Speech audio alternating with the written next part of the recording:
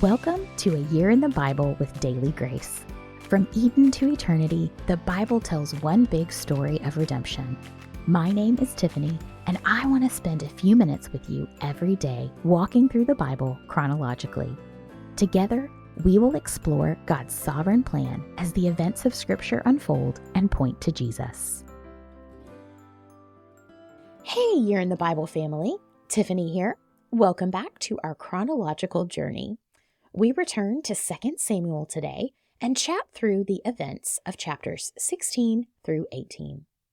When we were last in 2 Samuel, David had fled Jerusalem and Absalom had taken over the throne. As we study today, we don't want to forget that God's covenant promises are still at work.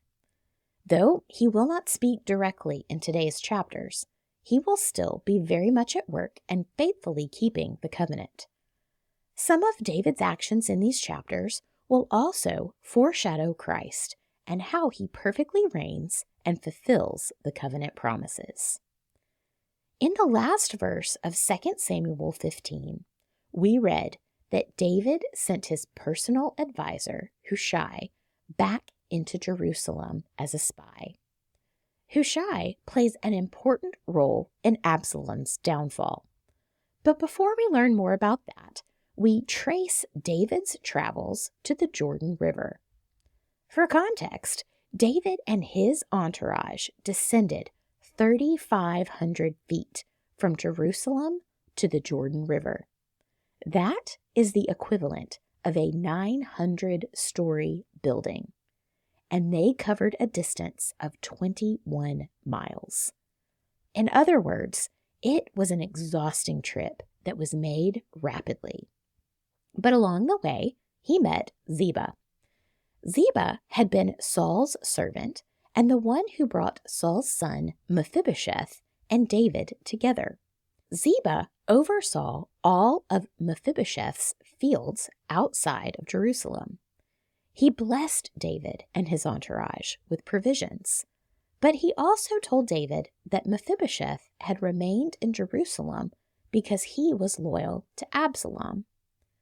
Mephibosheth will share a different story in chapter 19, but for now, David rewards Ziba by giving all of Mephibosheth's land to him.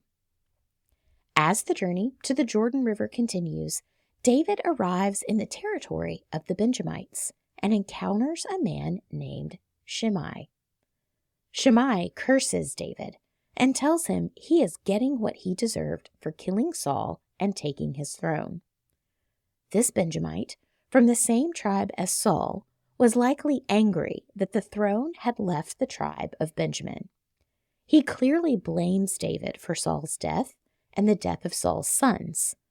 But if Shimei had studied the scriptures and remembered the Lord's instruction, he would know that the royal line belongs to the tribe of Judah, not Benjamin. David's nephew and mighty warrior, Abishai, wants to kill Shimei for his remarks, but David stops him. David likely still feels the sting of his sin and feels that these curses are warranted, but more importantly, it is in this situation that we see David's growth and his application of the many truths he's poured out in the Psalms. David trusted the Lord to take vengeance on his foes.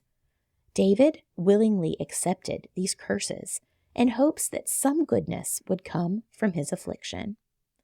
In this, we get a small glimpse of Jesus. Jesus willingly took the angry curses of his fellow Jews. He humbly went to the cross and endured great suffering, and he joyfully endured affliction to bring us the greatest goodness we will ever know, a right relationship with God and eternity in his presence.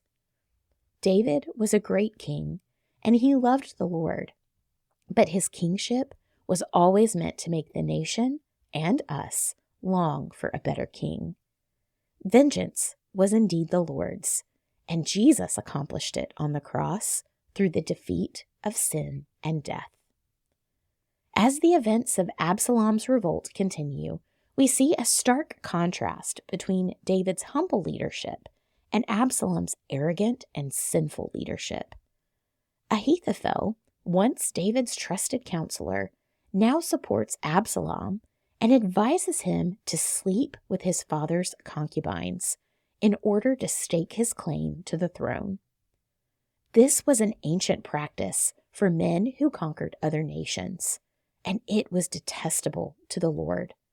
Not only that, Absalom flaunted his sin on the palace roof. Scripture states that Ahithophel's advice was like someone asking about a word from God, that he used his role for personal gain or even revenge. Ahithophel did not honor or serve the Lord. During this time, David's spy, Hushai, presented himself to Absalom. Hushai had to convince Absalom that he was loyal, and that came through the elaborate plan to take all of Israel out to battle David, thus actually granting David more time to flee. Ahithophel's plan to immediately pursue David and his followers was technically the better plan for Absalom. But Hushai was smart and appealed to Absalom's arrogance, again giving David more time to flee. But we also read in 2 Samuel 17:14, "The Lord has decreed that Ahithophel's good advice be undermined in order to bring about Absalom's ruin." God was still very much in control of these events, and Ahithophel ends his life when Hushai's plan is acted on instead of his own. Ahithophel likely realized David would be victorious, and he would face charges of treason when that happened. Those loyal to David rush to share Absalom's plans with David. David and his entourage cross the Jordan River and come to the city of Mahanaim, located in the land belonging to the tribe of Gad. It is there that 3 leaders of these lands that David had conquered bring him and his people provisions.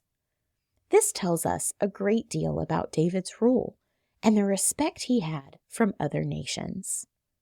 These men could have taken this opportunity to revolt against David as well, but instead they showed him loyalty as they cared for his needs.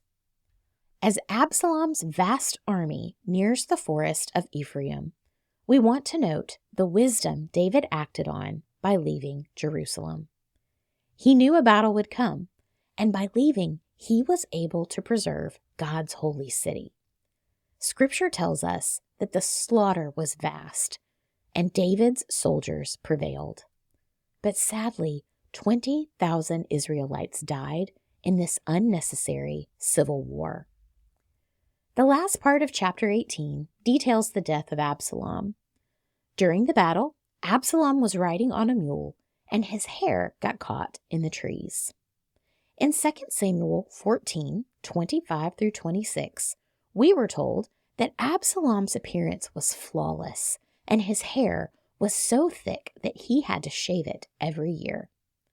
That is what makes his demise, sadly, ironic.